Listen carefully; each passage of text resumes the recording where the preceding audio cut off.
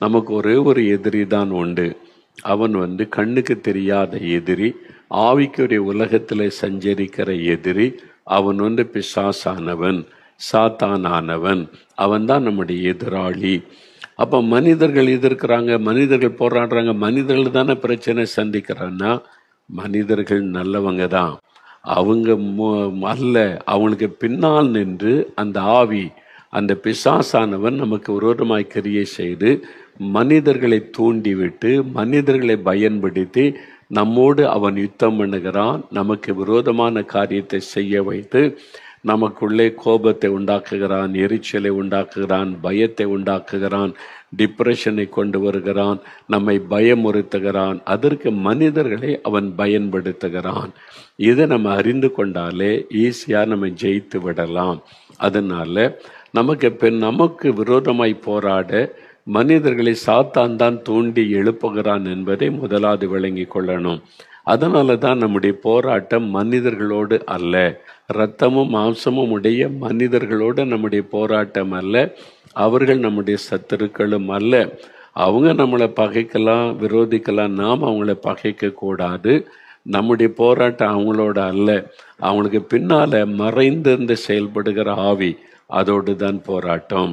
அப்போ இந்த சாத்தானோடு நம்ம போராடும் போது ஆவியானுடைய பலன் இல்லாமல் ஜெயிக்க முடியாது. என்னால் சாத்தான் ஆவிக்குரிய உலகத்தில் சஞ்சாரம் பண்ணுகிறவன், கண்ணுக்கு தெரியாத எதிரி. அவனோடு நம்ம யுத்தம் பண்ணணும், அவனை ஜெயிக்கணுமானா பரிசுத்த ஆவியானுடைய வல்லமையும் பலன் இல்லாமல் முடியவே முடியாது. அதனால தான் ஆண்டவர் பரிசுத்த ஆவி வரும்போது நீங்கள் வல்லமையை பெற்றுக்கொள்ளுவீங்க அப்படின்னு அப்போஸ்தலர் 1:8 சொல்லி இருக்கிறார். அந்த வல்லமை நீங்கள் பெற்றுக்கொண்டா சுலபமாக சாத்தானுடைய வல்லமைகளை நீங்கள் மேற்கொள்ள முடியும், நீங்கள் ஜெயம் பெற்றவளாக இருக்க முடியும் என்று தேவன் தன்னுடைய வல்லமையை நமக்கு தருகிறார். சாத்தானின் வல்லமையை மேற்கொள்ள பரலோகத்தின் தேவன் தம்முடைய வல்லமை நமக்கு தருகிறார் பரிசுத்த ஆவியானவர் மூலமாக. அப்போ அவர் நம்மை பலப்படுத்தி வல்லமை உள்ளவர்களாய் மாற்றுகிறார். இதில் சாத்தான் எப்படி யுத்தம் பண்ணுகிறான்? நேரில் நின்று நான் பிசாசு வந்திருக்கிற, சாத்தான் வந்திருக்கிற, உன்னோடு யுத்தம் பண்ண வந்திருக்கிற அப்படிலாம் சொல்ல மாட்டான். அவன் தந்திரமாய் யுத்தங்களை நடத்துகிறவன், தந்திரமாய் நமக்கு விரோதமாய் போராடுகிறவன்.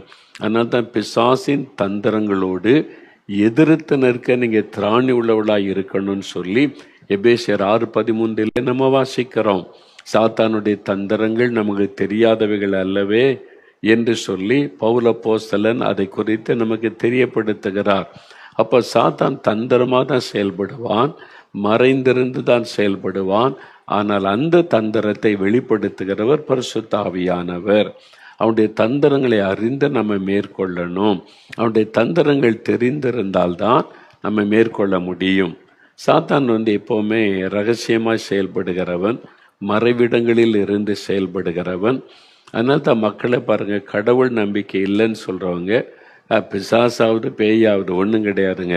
இந்த 21ஆம் நூற்றாண்டில் பேய் பிசாசுன்றீங்க, அதெல்லாம் நம்புவதில்லை. இதுவே பிசாசனுடைய தந்திரம். பிசாசுன்னு ஒன்று இருக்கிறத நம்பினா கடவுள்னு ஒருத்தர் இருக்கிறான்றதை நம்பி ஆகணும். அதனால பேய் பிசாசு மேலே நம்பிக்கை இல்லை, அப்படிலாம் ஒன்று கிடையாதுங்க அப்படின்னு சொல்ல வைப்பதே சாத்தானுடைய ஒரு பெரிய தந்திரம். அப்போ சாத்தான் இப்படி தான் செயல்படுவான் தந்திரமாக. இதில் ஒரு ரட்சிக்கப்பட்ட கர்த்தருடைய பிள்ளைகளை கூட அவன் எப்படி ஏமாற்றிடுவான், வஞ்சிப்பான் என்பதை குறித்து கடந்த நாட்களில் நம்ம தியானித்தோம். எப்படி தாவீதை அவன் தூண்டி எழுப்பி தவறு செய்ய வைத்தான் என்பதை நம்ம தியானித்தோம்ல. சரி, இப்போ இன்றைக்கு ஒரு முக்கியமான காரியத்தை நம்ம பார்க்க போகிறோம். என்ன தெரியுமா? சாத்தான் நம்மளை மோதி சேதம் உண்டாக்கி நம்மளை முடக்க முதல்ல போராடுவான். அவனால் முடியல, டைரெக்டாக நம்மளோட மோத முடியல, ஜெயிக்க முடியல. இங்கே ரொம்ப விவரமாக இருக்கிறாங்க, ஜெபிக்கிறாங்க, ஆவியில் ஸ்ட்ராங்காக இருக்கிறாங்க, இவங்களை என்னால் ஜெயிக்க முடியல, இந்த வீட்டுக்குள்ளே நுழைய முடியல, இந்த சபைக்குள்ளே நுழைய முடியல, இந்த ஊழியத்துக்குள்ளே நுழைய முடியல, இவனுடைய வாழ்க்கையை என்னால் டச் பண்ண முடியல அப்படின்னு சொன்ன உடனே அவன் இன்னொரு காரியத்தை தந்திரமாக செய்வான். என்ன செய்வான்னு தெரியுமா? நேர ஆண்டவரிடத்தில் போவான். பரலோக ராஜ்யத்தில் சாத்தானுக்கு ஒரு உரிமை கொடுக்கப்பட்டு இருக்கிறாரு. தேவனுக்கு முன்பாக போய் நின்று பேசக்கூடிய அளவிற்கு இந்த லூசிஃபர் என்கிற சாத்தான், பழைய பாம்பாகிய வலு சர்ப்பம் அப்படி சொல்றல, தேவதூதனாக இருந்து தள்ளப்பட்டவன். ஏன்னா அவன் அங்கிருந்தானே இருந்து பழக்கப்பட்டவன். அவனுக்கு ஆண்டவர் ஏதோ பெர்மிஷன் தந்திருக்கிறார் போல. அதனால நேர கர்த்தருக்கு முன்னால போய் நிற்கிறான்.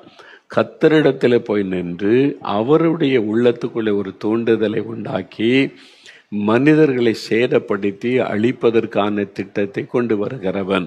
இதுக்குள்ள அவனுடைய தந்திரம் இருக்கிறது. யோபுடைய சரித்திரத்தில் அதை பற்றி வாசிக்க முடியும். இயேசு கிறிஸ்துவும் அதை குறித்து சொல்லுகிறதை, சீஷரோடு சொல்லுகிறதை பார்க்க முடியும். இதை நாம் இன்றைக்கு தியானித்து அறிந்து கொள்ளணும். யோபுடைய சரித்திரம் எடுத்துக்கொள்ளுங்க. யோபுடைய சரித்திரம் 1ஆம் அதிகாரம், பழைய ஏற்பாட்டில் 634வது பக்கம் எடுத்துட்டீங்களா?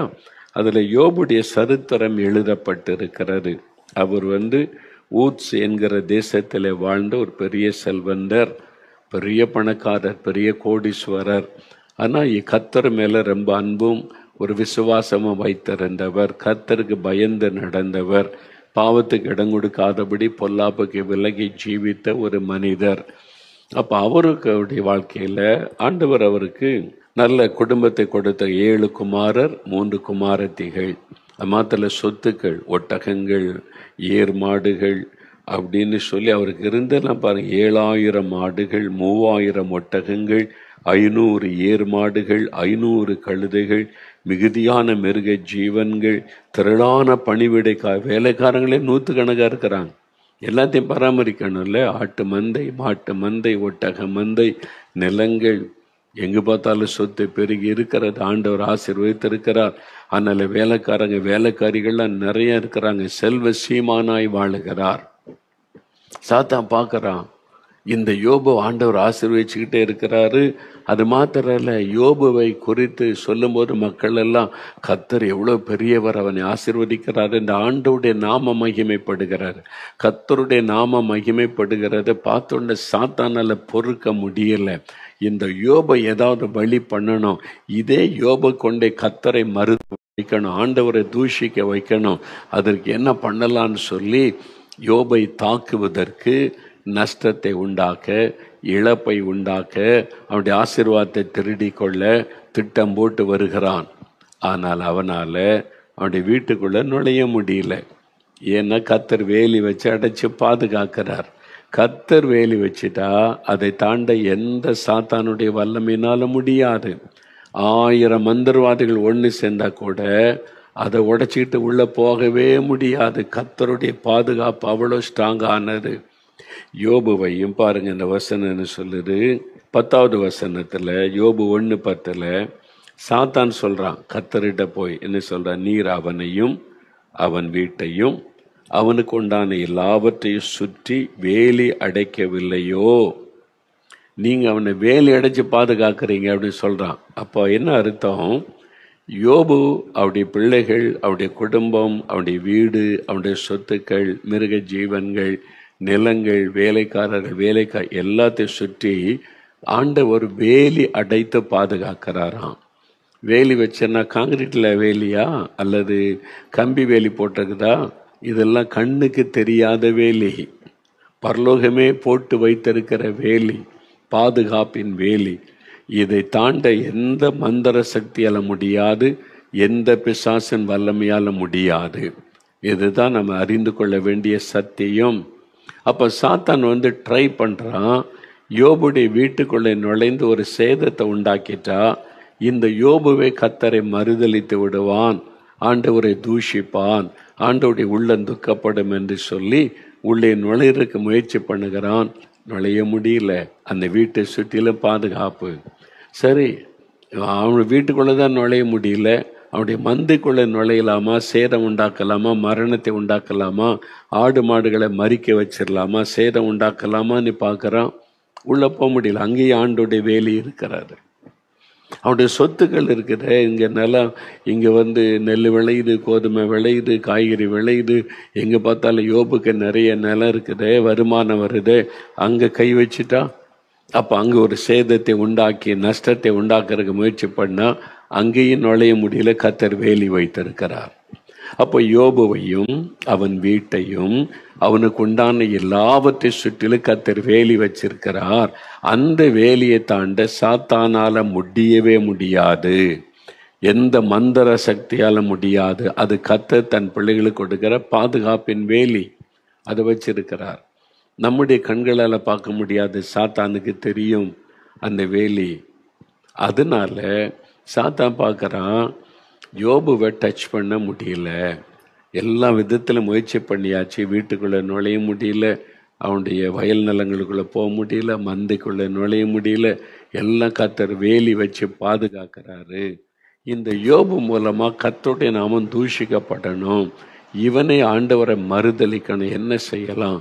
சேதம் உண்டாக்குனா ஒரு பிரச்சனை வந்துட்டா அது நடக்கும், ஆனால் அதை கொண்டு வர முடியலையே.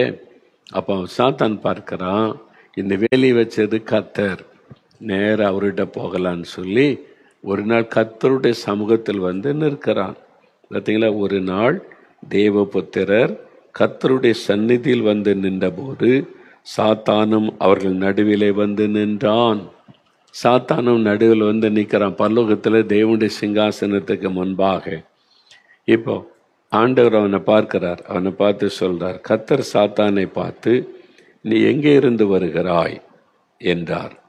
சாத்தான் கர்த்தருக்கு பிரதியுத்தரமாக, பூமி எங்கும் உலாவில் அதில் சுற்றி தெரிந்து வருகிறேன். சாத்தான் வந்து சுற்றி தெரிகிறவன், பூமி எங்க சுற்றி தெரிகிறான், அப்படியே பார்க்குறான், யாரை பிடிக்கலாம், யாரை வந்து ஜெபிக்கிறாங்க, யார் ஊழியம் செய்கிறாங்க, யார் இயேசுவை மகிமைப்படுத்துகிறாங்க, அவங்கள எப்படி தாக்கலாம், நஷ்டம் உண்டாக்கலாம், வியாதியை கொண்டு வரலாம், சுற்றி திரிகிறான். அப்படியே பார்க்குறான், யார் மூலமாக இயேசு மகிமைப்படுகிறாரோ அவங்கள கை வைக்கணும், அவங்க மூலமாக இயேசுவுக்கு அவமானத்தை கொண்டு வரணும்னு நீ சுற்றி தெரிந்து பார்க்குறான். பூமி எல்லாம் சுற்றி தெரிந்தான்.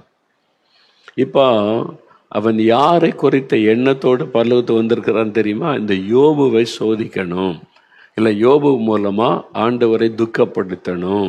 அப்போ யோபுவை டச் பண்ணணுமானா ஆண்டவர் வேலி வச்சுட்டாரு, அவர் பெர்மிஷன் இல்லாமல் தொட முடியாது. அப்போ அந்த வேலியை எடுக்கணும்னா கர்த்தரால தான் முடியும்.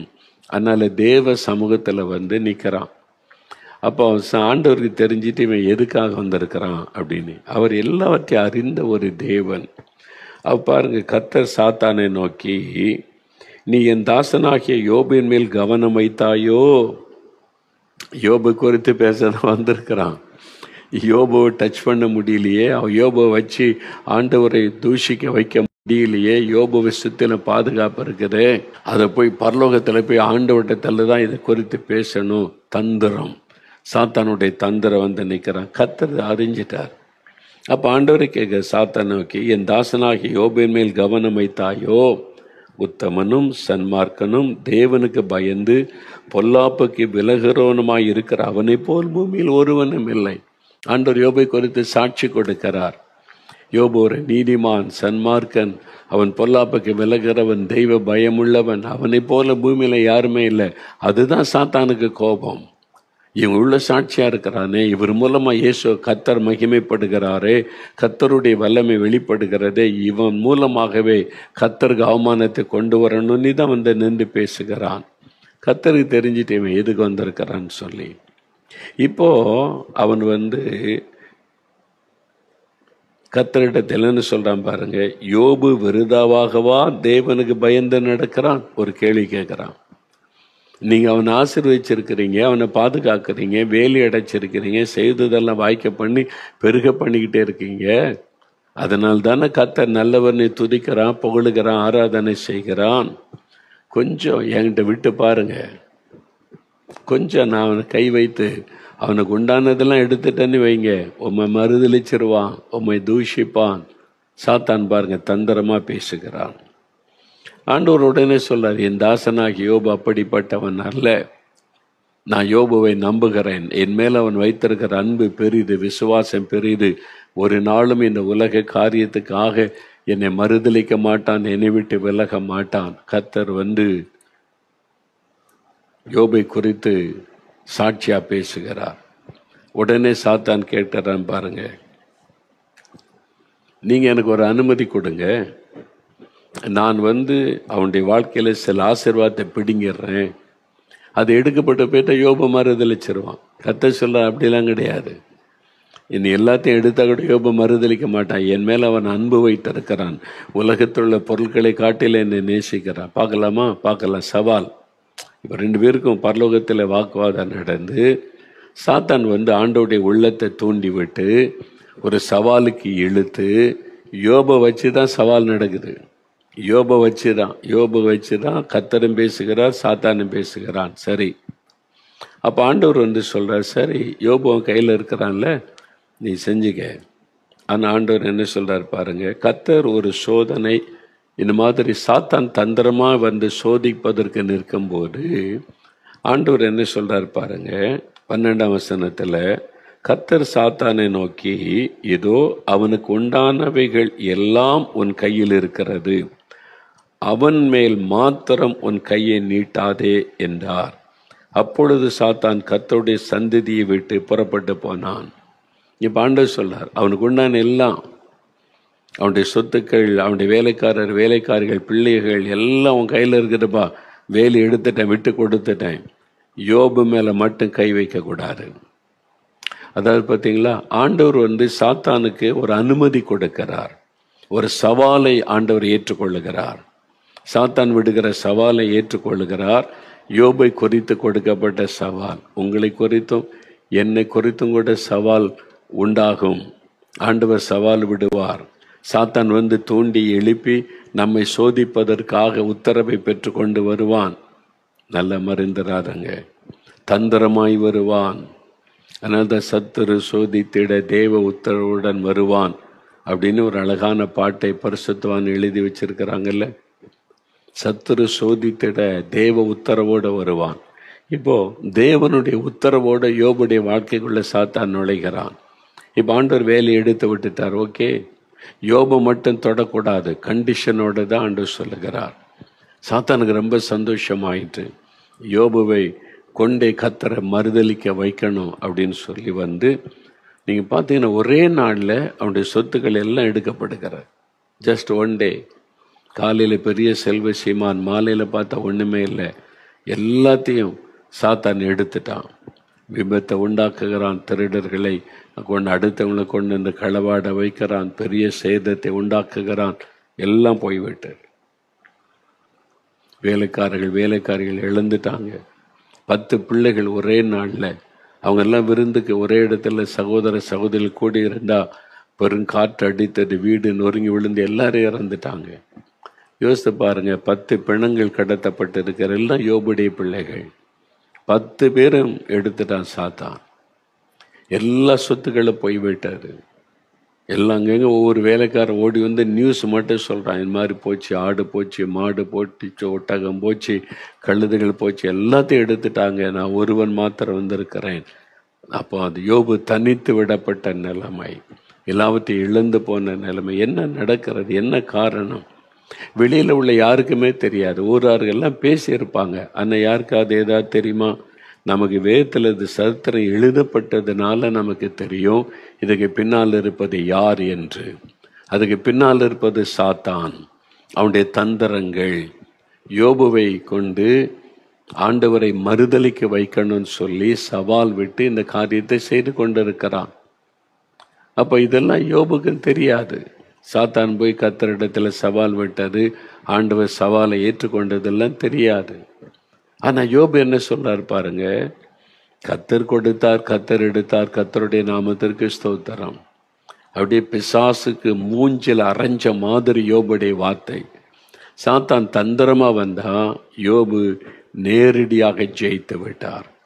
பிசாசு வெட்கப்பட்டு போகும்படி அவர் ஆண்டவரை துதித்தார். கர்த்தர் கொடுத்தார், கர்த்தர் எடுத்தார், கர்த்தருக்கு ஸ்தோத்திரம். சாத்தானுக்கு மையமே கிடையாது. என் கர்த்தர் தான், அவருடைய சித்தம் இல்லாமல் தொட முடியாது. கர்த்தர் பெர்மிஷன் கொடுத்தனால தானே சாத்தான் எடுக்க முடிஞ்சது. சாத்தானை எடுக்க முடியலையே, எடுக்க முடியாது.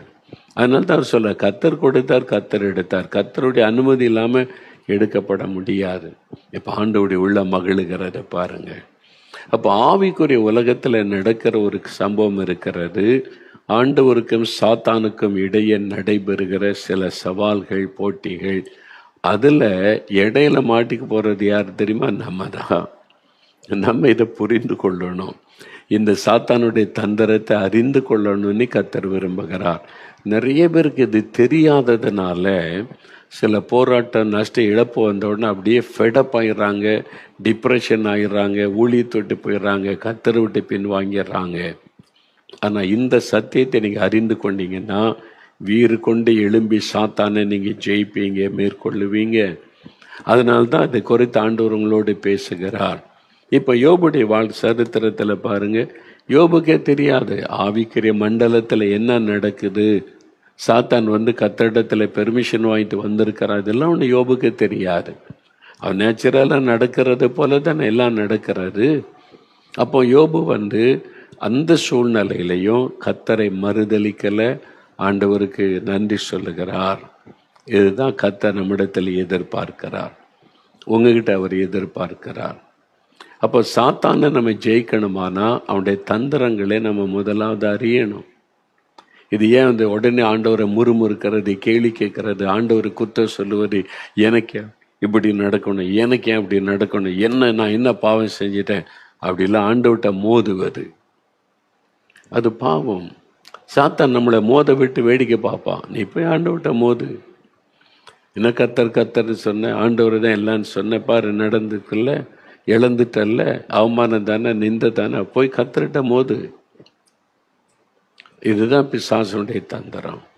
ஆனால் யோபு பாருங்க, அதுக்கு இடம் கொடுக்கல. என் கர்த்தர் நல்லவர், என் மீது அன்புள்ளவர், தீமை செய்ய மாட்டார், கர்த்தருக்கு ஸ்தோத்திரம்.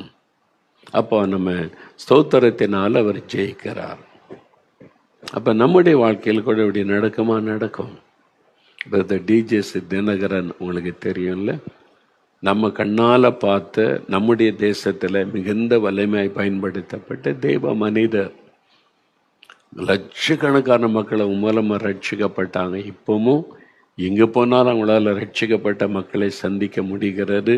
அவங்களே சொல்லுவாங்க, பிரதர் தினகரன் அவங்க கூட்டத்தில் தான் நான் ரட்சிக்கப்பட்டேன், இயேசுவை ஏற்றுக்கொண்டேன்னு சொல்லக்கூடியவங்க பல லட்சங்கள் இருக்கிறாங்க. ஆனால் அப்படி மகிமையாய் ஊழியம் நடந்து கொண்டு வந்த அந்த சமயத்தில் ஒரு விபத்து ஏற்படுகிறாரு. அந்த விபத்தில் அவருடைய மகள் மரிக்கிறாள். நம்ம எல்லாருக்கும் தெரிந்த ஒரு காரியம் தான். அவருடைய மகள் மரித்து போகிறாள். பிரதர் சிஸ்டர்லாம் காயப்பட்டு ஆஸ்பத்திரியில் வைக்கப்பட்டு இருக்கிறாங்க. நிறைய பேருக்கு கொஸ்டின், ஏன் ஒரு ஊழியக்காரனுடைய மகள் இப்படி ஒரு விபத்தில் மரிக்கணும், ஏன்? பல கேள்விகள். ஆளுக்கு ஒன்று சொல்கிறது, எழுதுறது, ஒரு ஏற்கனவே காயப்பட்ட உள்ளத்தில் ஈட்டினால் மறுபடியும் குத்தி காயப்படுத்துறது, இதெல்லாம் செஞ்சாங்க. இந்த காலத்தில் நடந்தது.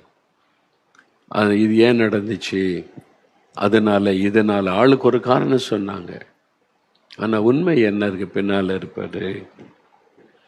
சில வருடங்களுக்கு பிறகு பிரதர் தினகரன் அவங்களே அந்த காரியத்தை குறித்து அறிந்து பேசினாங்க. என்ன சொன்னாங்கன்னா, அவங்களும் சோர்ந்துட்டாங்க. அவங்களுக்கும் கேள்வி, அவங்களும் மனுஷன் தானே, அவங்களும் அப்படி தான், நானும் சாதாரண ஒரு மனுஷன்தான், ஆண்டவர் கிருபையை பயன்படுத்த அப்படிதான் பிரதர் சொல்லுவாங்க. அப்போ அவங்களுக்கும் ஒரு பல கேள்விகள். ஏன் ஆண்டவர், இனிமேல் நான் இப்போ எப்படி போய் இயேசு நல்லவர், அன்புள்ளவர், உங்களை நேசிக்கிறார், ஆசீர்வதிப்பார், பாதுகாப்பான்னு எப்படி நான் பிரசங்கம் பண்ணுறது? என் குடும்பத்தையே நீங்கள் காப்பாற்றலை, என் மகளையும் நீங்கள் காப்பாற்றலை, எல்லாரும் பரிகாசம் பண்ணுற அளவுக்கு காரியம் நடந்துக்கிட்டு இருக்குது. இனிமேல் எப்படி இப்போ நான் உண்மை குறித்து நான் பேச முடியும், மக்கள் மத்தியில் நிற்க முடியும் என்பதாய் சோர்ந்துட்டாங்க. ஆனால் ஆண்டவர் மேல உள்ள அன்பு போகலை.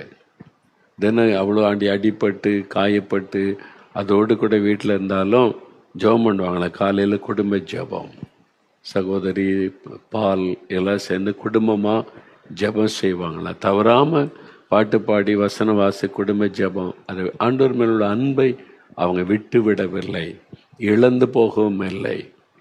ஆனால் பல கேள்விகள் உள்ளத்தில், ஏன் இன்னும் எப்படி நான் ஊழியம் செய்கிறது, எப்படி போய் நான் மற்றவங்கள்ட்ட பேச முடியும் என்பதை போல. அப்போ ஒரு சமயம் அவங்க குடும்ப ஜெபத்தில் உட்கார்ந்திருக்கும் பொழுது ஆவியானவர் பலமாய் இறங்கினார். பரிசுத்த ஆவியானவர் இறங்கி அவளை நிரப்பின போது ஆண்டவர் பேச ஆரம்பித்தார்.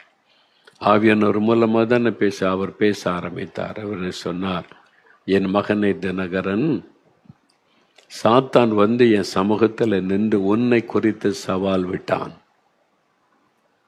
ஆண்டவர் தெளிவாய் என்ன நடந்தது என்பதை அன்றைக்கு தான் ஆண்டவர் பேசினார்.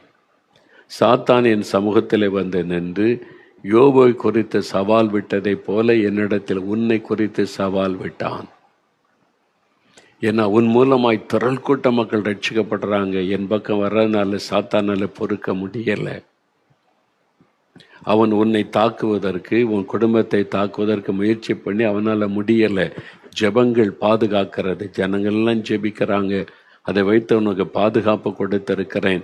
உன் பிள்ளைகளையோ உன் குடும்பத்தையோ உனக்கு உண்டான எதையும் சாத்தானால தொட முடியலை. அதனால சாத்தான் என்னிடத்துல வந்தான். வந்து கர்த்தரிடத்துல வந்து என்ன கேட்டானா, நீங்கள் அவனுக்கு எல்லா வசதி செஞ்சு கொடுத்து பாதுகாப்பு கொடுத்து எல்லா விதமான ஆசீர்வாதம் தந்திருக்கிறீங்க. அதனால அவர் இயேசு நல்லவர்னு, அன்புள்ளவர், மனதுருக்கமுள்ளவர்னு உலகெல்லாம் பிரசங்கம் பண்ணுறாரு. ஒரு இழப்பு வந்துட்டா உம்மை மறுதளிச்சிருவார். இயேசுவாவது ஒன்றாவது, அவ்வளோதான், ஊழியமே முடிஞ்சிடும் அப்படின்னு சொல்லி சவால் விட்டான். அப்போ ஆண்டவர் சொன்னார், இல்லை, என் தாசனை பற்றி எனக்கு தெரியும். என் தாசன் என் மேல் அன்பு வைத்திருக்கிறார். அவன் வந்து என்னை மறுதளிக்க மாட்டான். அவன் என் மேலே ரொம்ப அன்பும் பாசத்தோடு ஊழியம் செய்கிறான். உலக நன்மைக்காக செய்யலை. அவன் என் மேலே அன்புனால தான் ஊழியம் செய்கிறான். மறுதளிக்க மாட்டான், என்னை விட்டு விலக மாட்டான். சாத்தான் சொன்னான், இல்லை, அவர் மகளை ரொம்ப நேசிக்கிறார்ல. ஆமாம், ஒரே மகள், ஒரு மகன், ஒரு மகள். அந்த மகளை ரொம்ப அந்த மகளை எடுக்கிறதுக்கு எனக்கு அனுமதி தாரும். அவளை எடுத்துட்டு அவ்வளோதான், அவர் சோர்ந்துருவார். ஊழியமே செய்ய மாட்டார், பிரசங்கமே பண்ண மாட்டார், முடங்கிடுவார். பாருங்க, சாத்தான் சவால் விட்டான். ஆண்டவர் சொன்னார், இல்லை, ஒரே மகளை எடுத்தாலும் என் ஊழியத்தை என் மகன் செய்வான். என்றால் தன் மகளை விட என்னை அவன் நேசிக்கிறான், அதை விளங்க பண்ணுவான், செய்வான். இல்லை, அப்படி இல்லை. வாக்குவாதம் ஆண்டவருக்கு சாத்தானுக்கு நடக்கிறார். எப்படி யோபு சரித்திரத்தில் இருக்கிற பேசுகிறாங்கல்ல, அதே மாதிரி. அப்போ என்கிட்ட விடுங்க, அவங்கள என் கையில் கொடுங்க, உங்களுடைய மகளை எடுக்க உத்தரவு கொடுங்க. ஆண்டவர் சொன்னார், சரி, ஓகே, நீ மகளை மட்டும் எடுக்கலாம், என் ஊழியக்காரியை தொடக்கூடாது. அதனால அவ்வளோ பெரிய விபத்தில் காயங்களோடு அவங்க தப்பிச்சாங்க. மகள் மாத்திரம் எடுத்து கொள்ளப்பட்டாள். அதுக்கு மேலே இவங்க பாதிக்கல, சில பாதிப்பு ஏற்பட்டது, சரியாகிவிட்டது. அந்த மகள் மாத்திரம் எடுத்து கொள்ளப்பட்டாள். இப்போ ஆண்டவர் அந்த இறங்கி வந்து தினகரனோடு சொல்லுகிறார், என் மகனே, சாத்தான் வந்து சவால் விட்டான் உன்னை குறித்து. நான் அதை ஏற்றுக்கொண்டேன். ஏற்றுக்கொண்டதுனால நான் அனுமதி கொடுத்தேன். அவனுக்கு ஒரு அனுமதி கொடுத்தேன், உன் மகளை எடுத்து கொள்வதற்கு. நீ சோர்ந்து போக மாட்ட, என்னை மறுதளிக்க மாட்ட, நீ முன்னை விட அதிகமாக என் நாமத்தை மகிமைப்படுத்த ஊழியம் செய்வ அப்படின்னு சவால் விட்டு இருக்கிறேன். உன்னை குறித்து நான் சாத்தாடத்தில் சவால் விட்டு இருக்கிறேன். அதனால தான் உனக்கு இந்த இழப்பு ஏற்பட்டது, இந்த மரணம், இந்த இழப்பை நீ சந்தித்தாய். நான் உன்னை நம்புகிறேன். என் மகனை, உன்னை நான் நம்புகிறேன். இனி நீ என்னை வெட்கப்பட விட மாட்டாய் என்று உன்னை நம்புகிறேன். அந்த நம்பிக்கையில் தான் நான் சவால் விட்டேன். அந்த வார்த்தை கேட்ட உடனே பிரதர் தினகரன் அவங்க கண்ணீரோடு சொன்னாங்க, ஆண்டவரே, உம்மை நான் அவமானப்பட விட மாட்டேன், சாத்தான் ஜெயிக்க விட மாட்டேன், நான் உம்மை நேசிக்கிறேன், நான் முன்னிலும் அதிகமாக ஊழியம் செய்வேன், நீர் அன்புள்ளவர், மனதுருக்கமுள்ளவர், ஆசீர்வதிக்கிறவர், பாதுகாக்கிற தேவன் என்று முன்னில் அதிகமாக நான் பிரசங்கம் பண்ணுவேன், சுவிசேஷத்தை அறிவிப்பேன், ஊழியத்தை நான் அதிகமாய் செய்வேன் என்று தன்னை அர்ப்பணித்து கொண்டாங்க. அதன் பிறகுதான் அவங்க திடன் பெற்று எழும்பி மறுபடியும் ஊழியம் செய்ய ஆரம்பித்தாங்க. அப்போ ஏன் இந்த மரணம் நடக்கிறது? ஏன் இந்த இழப்பு வருகிறது? ஆவிக்குரிய உலகத்திலே ஒரு காரியம் நடக்கிறது. சாத்தான் ஆண்டவருடைய சமூகத்தில் போய் நின்று தேவ பிள்ளைகளை குறித்து சவால் விடுகிறான், உத்தரவு கேட்கிறான். அவருடைய ஆண்டவருடைய உத்தரவு இல்லாமல் தொட முடியாது. நல்லா அறிந்து, கர்த்தருடைய உத்தரவு இல்லாமல் தொட முடியாது. நான் அதை விசுவாசிக்கிறேன். சாத்தான் வந்து என்னை தொடணும், எனக்கு ஒரு ஆபத்தை உண்டாக்கணும், எனக்கு அழிவு உண்டாக்கணுமானா பரலோகத்தின் அனுமதி இல்லாமல் செய்யவே முடியாது. என்னால் அவர் எனக்கு பாதுகாப்பு தருகிறார். நம்முடைய ஜெபம், நமக்காக மற்ற மக்கள் ஜெபிக்கிற ஜெபம் பாதுகாப்பான வேலியாக அது இருக்கிறது. அதை தாண்டி சாத்தானால் வர முடியாது, மந்திரவாதத்தால் வர முடியாது, பில்லி சூனியத்தால் வர. அதனால தான் எத்தனையோ பேர் மந்திரவாதம் பண்ணுறாங்க, பில்லி சூனியம் பண்ணுறாங்க. தொட முடியல, பாதிக்க முடியல. கொஞ்சம் மோதி பார்ப்பான். சில காரியத்தை ஆண்டவர் அனுமதிப்பார். இந்த அளவுக்கு போ, இதுக்கு மிஞ்சி போகாதேன்னு சொல்லி.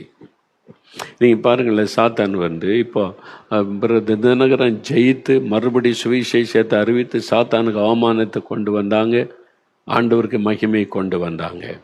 அப்போ நம்ம வாழ்க்கையில் தெய்வ பிள்ளைகள் ஆண்டவரை பின்பற்றி நம்ம ஜெபிக்கும் போது எழுப்புதல், ஜெபிக்கிறோம், சுவிசேஷம் அறிவிக்கிறோம், அவருடைய ராஜ்யத்தை கட்டுகிற பணி செய்கிறோம். ஏன் இந்த மாதிரிலாம் நடக்குது அப்படின்னா, பின்னால் இருக்கிற காரியம் சாத்தானுக்கு சில சமயம் அனுமதி கொடுக்கப்படும். அவன் தந்திரமாக போய் ஆண்டவரிடத்தில் பெர்மிஷன் வாங்கிட்டு வந்துடுவான். இதுதான் சாத்தானுடைய தந்திரம். ஆனால் யோபு பாருங்க, அதை ஜெயித்துட்டார். இப்போ தோத்துட்டானா, ஒரு முறை சாத்தான் தோத்துட்டான். இப்போ அவன் மறுதளிப்பான்னு சொல்கிறான், கர்த்தர் சொல்கிறார் மறுதளிக்க மாட்டான்னு சொல்கிறார். இப்போ அந்த எல்லாம் எடுத்துக்கொள்ளப்பட்டாச்சு. யோபு என்ன சொல்லுவான்? நீ பரலோகமும் கவனிக்கிறது, சாத்தானு கவனிக்கிறான். யோபு என்ன சொல்லுவான்? கர்த்தர் கொடுத்தார், கர்த்தர் எடுத்தார், கர்த்தருடைய நாமத்தை ஸ்தோத்திரம்னு பிசாசு அவமானப்பட்டு போனான். பரலோகமே ஆர்ப்பரித்து துதித்திருக்கும், சந்தோஷம் ஆண்டு சொல்லி இருப்பார். பார்த்தியா, நான் அப்பவே சொன்னேன், என் தாசனாக யோபை பற்றி எனக்கு தெரியும். அவன் மறுதளிக்க மாட்டான், குறை சொல்ல மாட்டான், எனக்கு தெரியும். இப்போ பிசாசு வெட்கப்பட்டானா, அவன் எத்தனை முறை தோத்தாலும் அவனுக்கு வெட்கமும் கிடையாது, அவமானமும் கிடையாது. திரும்ப திரும்ப திரும்ப வந்து நிற்பான். பாருங்களேன், 2 அதிகாரம் 1 வசனம் பார்த்தா, பின்னொரு நாளிலே தேவபுத்திரர் கர்த்தருடைய சந்நிதியில் வந்து நின்றபோது, தேவதூதர்கள்லாம் வந்து நிற்கிறாங்க, சாத்தானும் அவர்கள் நடுவிலே கர்த்தருடைய சந்நிதியில் வந்து நின்ற. இப்போ மறுபடியும் வந்திருக்கிறான். பின்னொரு நாள், முதல்ல தோத்து போயிட்டு அவமானப்பட்டு போனான், அதோட ஓடி போக வேண்டியதானே, திரும்ப வந்துட்டான். இதான் பிசாசு, திரும்ப திரும்ப திரும்ப வருவான். நம்ம தான் சோர்ந்து போகிறாங்க, அவன் சோர்ந்தே போகிறதில்லை. தோத்தாலும் சோர்ந்து போகிறதே கிடையாது. அதனால நம்மளும் சோர்ந்து போகக்கூடாது. பிசாசு என்னதான் பண்ணாலும் சோர்ந்து போகக்கூடாது. நம்ம ஆண்டவரை துக்கப்படுத்திடக்கூடாது, ஆண்டவருக்கு ஒரு அவமானத்தை கொண்டு வந்துடக்கூடாது. சரியா? அதுதான் நம்ம இந்த சத்தியத்தில் அறிந்து கொள்ளணும். சாத்தான் மறைந்திருந்து செயல்படுகிறவன், தந்திரமாய் செயல்படுகிறவன், அதை நம்ம அறிந்து கொள்ளணும். இப்போ மறுபடியும் வர்றான். இப்போ வந்த உடனே கர்த்தர் சாத்தானை பார்த்து, நீ எங்கே இருந்து வருகிறாய் என்றார். சாத்தான் கர்த்தருக்கு பிரதியுத்தரமாக, பூமியில் எங்கும் உலாவி அதில் சுற்றி திரிந்து வருகிறேன். மறுபடியும் அதே காரியம் சொல்றான். அப்பொழுது கர்த்தர் சாத்தானை நோக்கி, நீ என் தாசனாகிய யோபின் மேல் கவனம் வைத்தாயோ? உத்தமனும் சன்மார்க்கனும் தேவனுக்கு பயந்து பொல்லாப்புக்கு விலகுகிறவனுமான மனுஷனாகிய அவனைப் போல பூமியில் ஒருவனும் இல்லை. இப்போ எதுக்காக திருப்பி வந்திருக்கிறான்றதை கர்த்தர் அறிஞ்சிட்டார். மறுபடியும் யோபை குறித்து பேசதான் இவன் வந்திருக்கிறான் அப்படின்னு அறிந்து கொண்டதுனால ஆண்டவரை பேசுகிறார். என்ன சொல்றாரு?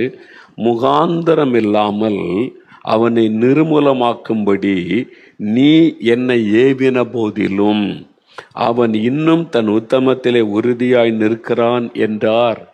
சாத்தானே, நீ தான் ஏவின, என்ன சவால் விட்ட. முகாந்தரமே இல்லை, ஒரு காரணம் இல்லை, அவன் தப்பே பண்ணலை, பாவமே செய்யலை. ஆனால் அவனை நீ வேதனைப்படுத்தவும் அவனை நிர்மூலமாக்கும்படி என்னை நீ ஏவின. நான் சவாலை ஏற்றுக்கொண்டேன். ஆனாலும் அவன் இன்னும் தன்னுடைய உத்தமத்தில் உறுதியா நிற்கிறான். பாத்தியா? ஆண்டவர் சந்தோஷமா சொல்றார். பிசாசு தோல்வியை ஒத்துக்கவே மாட்டான். பார்த்துக்கிடுங்க, தோல்வியை ஒத்துக்கவே மாட்டான். பிசாசு இருக்கானே, தோற்று போனவன் தோல்வியை ஒத்துக்க மாட்டான். அவன் தான் ஜெயித்த மாதிரி பேசுவான். பார்த்தீங்களா? உலக நாடுகளே பாருங்களேன், சில லீடர்ஸ் எல்லாம் ஃப்ராடு பண்ணி ஏமாற்றி தாங்கள் வெற்றி பெற்றதாக, அங்கே அந்த தேர்தலில் வெற்றி பெற்ற மக்கள் சப்போர்ட்லாம் எனக்கு தான் இருக்கிற மாதிரி வீரம் பேசுவான். நல்லா பார்த்தீங்கன்னா தோற்று போனவங்க, நிறைய சர்வாதிகாரி ஆட்சி பண்ணவெல்லாம் பாருங்களேன், நிறைய நாடுகள் அப்படி தான். இன்னைக்கு உலகம் முழுதுமே இந்த மாதிரி ஃப்ராடுத்தனம் பண்ணுறவங்க தான் பெருகி கொண்டே இருக்கிறாங்க. ஆனால் ஒத்துக்கவே மாட்டாங்க. பாருங்களேன், பேசுவாங்க பார்த்தீங்களா, இவன் லஞ்சம் வாங்கி இவன் மேலே வழக்கு வச்சு பெரிய கேஸ் இருக்கும். ஆனால் நாங்கள் ஆட்சிக்கு வந்தால் லஞ்ச வாங்கத்தை ஒழிப்போம் அப்படின்னு வீரமாக பேசுவாங்க. அவனுக்கு வெக்கமே இருக்காது. பார்த்துருக்கீங்களா நீங்கள்?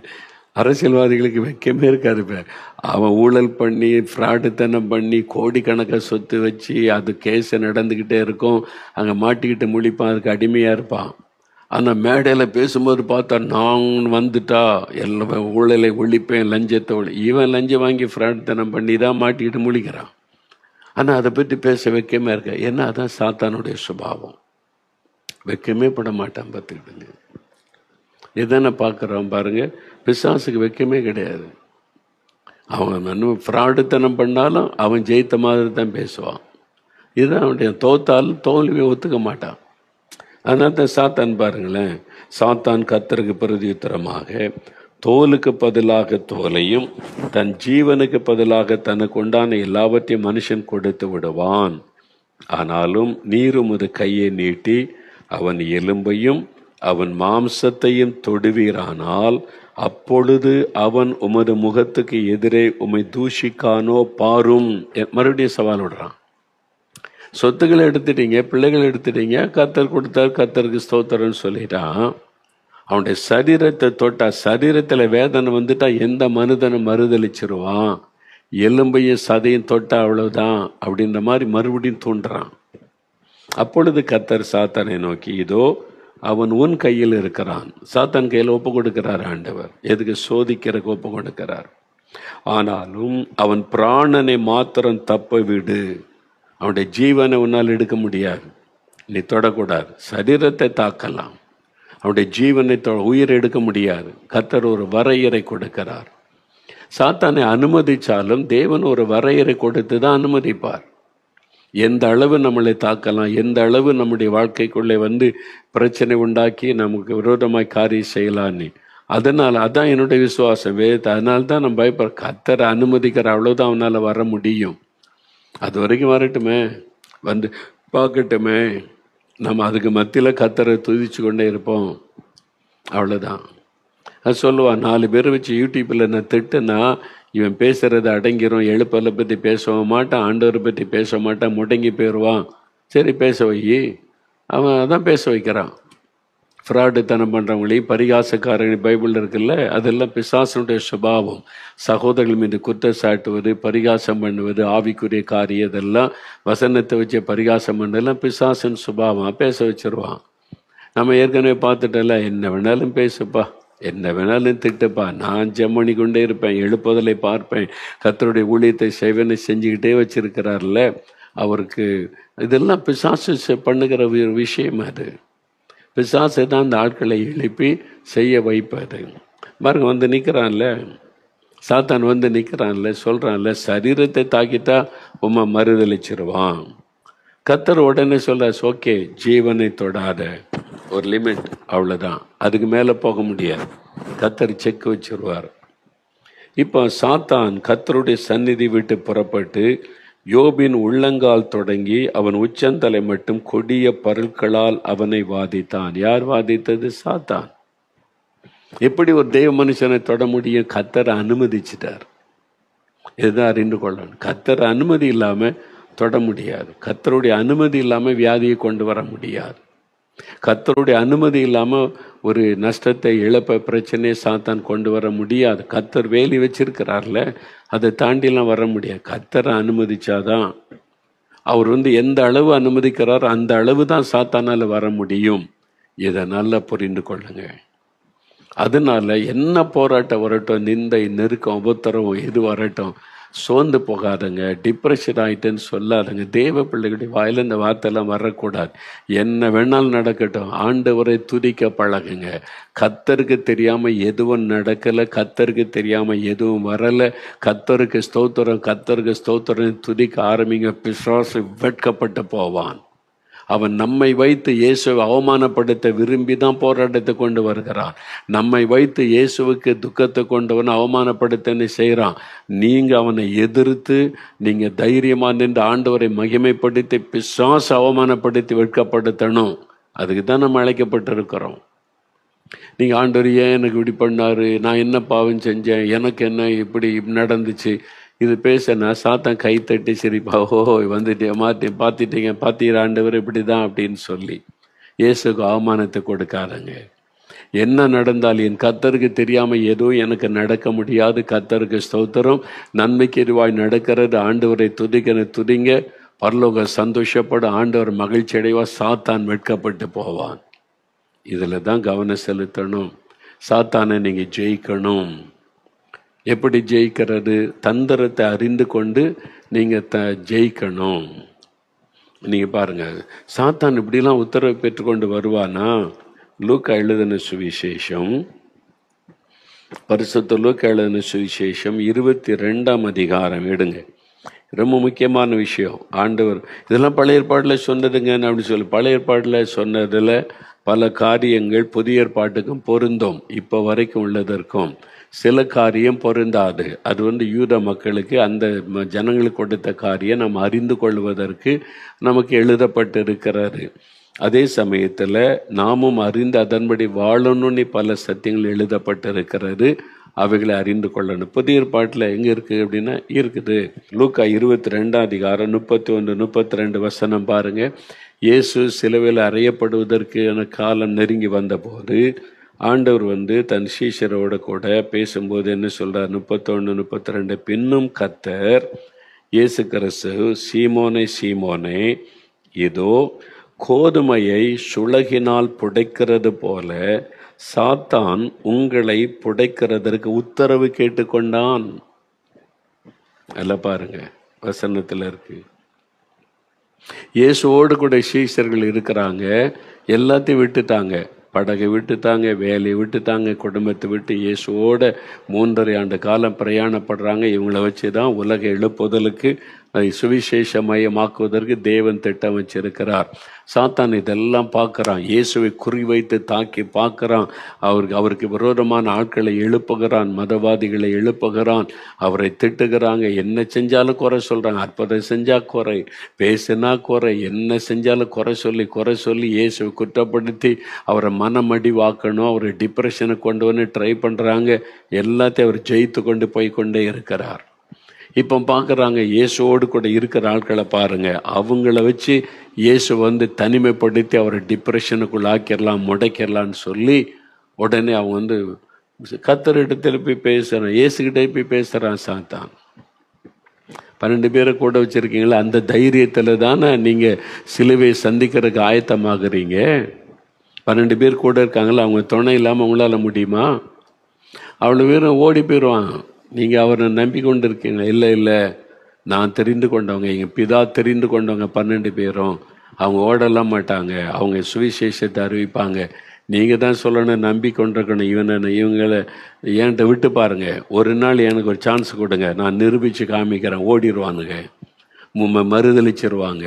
பேதரெல்லாம் சவால் விடுறாருல, பரலோகத்துலேருந்து வெளிப்பாடு வந்ததுன்னு உன் வீட்டு ஓடி போயிடுவான். ஐயா, அவ்வளோதான், திரும்பி வரவே மாட்டான். இயேசு சொல்றாரு, இல்லை அவங்கெல்லாம் ஓட மாட்டாங்க, என் சுவிசேஷத்தை அறிவிப்பாங்க, உலகெல்லாம் போவாங்க, எனக்காக உயிரையே கொடுக்க அர்ப்பணித்து வந்தவங்க.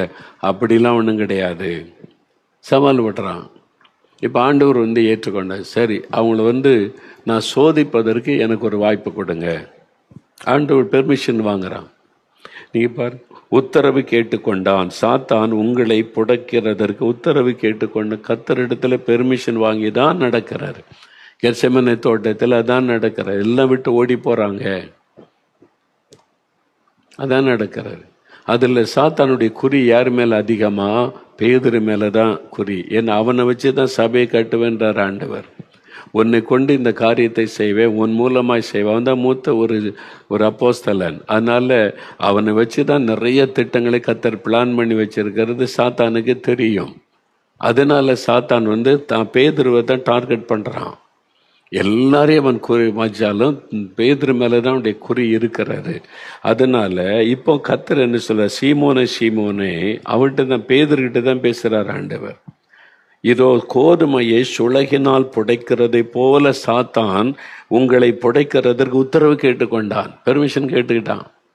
என்கிட்ட விடுங்க, இவன் எவ்வளோ தூரம் உங்களை நேசிக்கிறான், விசுவாசிக்கிறான், நான் காமிக்கிறேன், இவங்களை நம்பிக்கிட்டு இருக்கீங்கல்ல, இல்லை அப்படின்னு கர்த்தர் சொல்ல, இல்லை நான் அவனை நம்புகிறேன், என் கூட 3 வருஷம் இருந்திருக்கிறாங்க, என்னை நேசிக்கிறாங்க, அவங்க நான் கொடுத்த பொறுப்பை நிறைவேற்றுவாங்க, இல்லை என்கிட்ட கொடுங்க அப்படின்னு உத்தரவு கேட்குறான். சரின்னு சொல்லிட்டாரான். ஓகே, இன்னும் ஒரு நாள் தானே இருக்குது, பண்ணிப்பாரு அப்படின்னு சொல்லி இப்போ ஆண்டவர் ஒரு ஜெபம் பண்ணுறார். இதில் தான் கவனிக்கணும். நானோ உன் விசுவாசம் ஒளிந்து போகாதபடி உனக்காக வேண்டிக் கொண்டேன். பேதுருவுக்காக இயேசு வேண்டிக் கொள்றார். இந்த சோதனை வரப்போது, சாத்தான் உள்ள நுழைகிறான், சாத்தான் தந்திரமாய் ஒரு பெரிய சோதனை கொண்டு வர போகிறான். விசுவாசம் ஒளிந்து போகக்கூடாது, அதான் முக்கியம். உன் விசுவாசம் ஒளிந்து பாருங்க, யோபு அவ்வளவு சோதிக்கப்பட்ட போதில் கர்த்தர் மேல வச்ச விசுவாசத்தை விட்டு விடவில்லை. அவர் சொல்லுங்க, என் மீட்பர் உயிரோடு இருக்கிறார் என்பதை அறிவேன், அவர் என்னை கொன்று போட்டாலும் அவர் மேல் நம்பிக்கையா இருப்பேன். யோபு சொல்ற, அங்கதான் பிசாசுக்கு அடி விழுகிறது. சாத்தான் சோதிப்பது எங்கதான்? நீங்க அவரை மறுதலிக்கணும், அவனை இயேசுக்கு மறுதலிக்கணும்ன்றதான் சாத்தானுடைய எதிர்பார்ப்பு. நீங்க சொல்ல, என் இயேசு நல்லவர், நன்மை செய்கிறவர், உயிரோடு இருக்கிறார், என்னோடு இருக்கிறார், அதை சொல்ல சொல்ல சொல்ல பிசாசுக்கு வெட்கம், பிசாசுக்கு அவமானம், பிசாசுக்கு அடி விழும். அதுதான் ஆண்டவர் எதிர்பார்க்கிறார். நீங்க அப்படிதான் பிசாசை ஜெயிக்கணும். இங்க பாருங்க, ஆண்டவருடனே உன் விசுவாசம் ஒளிந்து போகாதபடிக்கு நான் வேண்டிக் கொண்டேன். அதனால தான் உபத்திரப்படுறவங்களுக்கு நம்ம என்ன வேண்டிக் கொள்ளணும்னா, விசுவாசத்தை அவங்க விட்டுறக்கூடாது. ஆண்டவரே, விசுவாசத்தில் உறுதியா இருக்குன்னு செபிக்கணும். நைஜீரியாவில் கிறிஸ்தவங்க கொல்லப்படுறாங்க, வட கொரியாவில் கிறிஸ்தவங்க ஜெயிலில் சித்திரவதை பண்ணப்படுறாங்க, இது மாதிரி சீனாவில் கிறிஸ்தவங்க கொல்லப்படுறாங்க, பல தேசங்களில் கிறிஸ்தவங்களுக்கு அவமானம், கொல்லப்படுறாங்க, ரத்த சிந்துறாங்க, பாடுபடுறாங்க. நம்ம அவங்களுக்காக ஜெபிக்கும் போது என்ன ஜெபிக்கணும்? மணிப்பூரில் போடப்பட்ட போது என்ன ஜெபம்? விசுவாசம் ஒளிந்து போகாதபடி ஜெபிக்கணும். அதான் இயேசு கற்றுக் கொடுத்தாரு. விசுவாசத்தை மட்டும் அவங்க விட்டுறக்கூடாது. ஆண்டவர் மேல இருக்கிற விசுவாசம், ஆண்டவரை மறுதலிச்சு போயிடக்கூடாது. விசுவாசத்தை விட்டுவிட இந்த ஜெபத்தினாலதான் பேதுரு காப்பாற்றப்படுகிறார். அதனால்தான் பேதுருக்கு இயேசுவை 3 முறை மறுதலிச்ச போதிலும் அவர் மனம் கசந்த அழுத மனம் திரும்ப என்ன காரணம்? இயேசுவனுடைய ஜெபம். அதனாலதான் நாம ஜெபிக்கணும் சொல்றோம். ஆனா சில சோம்பேறி ஊழியக்காரங்களுக்கு ஜெபத்தை பெற்ற உணர்வே இல்லை. அது பிசாசு பயன்படுத்துகிற பாத்திரமா சில ஊழியர்கள் மாறி போயிட்டாங்க. ஜெபம் தேவையில்லை. இயேசுவே சொல்றாரு, உனக்காக நான் ஜெபிக்கிறேன் பேதுரு, உன் விசுவாசம் ஒளிந்து போகாதபடி. இதெல்லாம் இயேசு நம்ம கற்றுக் கொடுத்த பாடம். அதனால தான் உபத்திரப்படுற கிறிஸ்தவங்களுக்கு நம்ம ஜெபிக்கும் போது, ஆண்டவரே அவங்க விசுவாசத்தை விட்டுவிடக்கூடாது, பலப்படுத்த விசுவாசத்துல உறுதியா இருக்கணும்னு நம்ம ஜெபிக்கணும். புரிஞ்சுதா?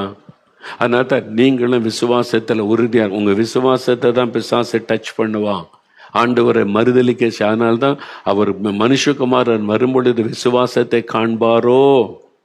கடைசி காலத்துல வரக்கூடிய போராட்டமே விசுவாச போராட்டம் தான்.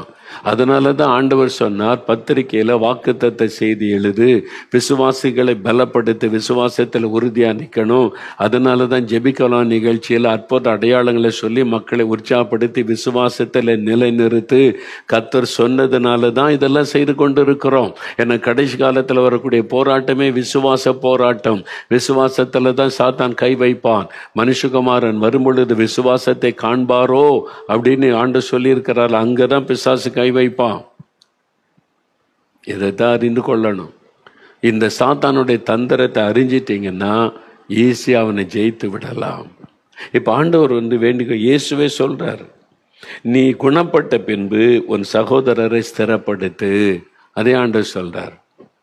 பேதுரு தான் முன்னால வைக்கிறார். நீ தான் பேதுரு, உனக்காக வேண்டிக் கொண்ட, நீ பாதுகாக்கப்படுவ, நீ உன் சகோதரர்கள் உடன் இருக்கிற எல்லாரையும் ஸ்திரப்படுத்து. அதனால தான் பேதர் தான் லீட் பண்றாரு எல்லாரையும். அப்போஸ்தலர் நடபடியில பாருங்க, எல்லாரையும் தைரியப்படுத்தி லீட் படுத்தி கொண்டு போகிறார்.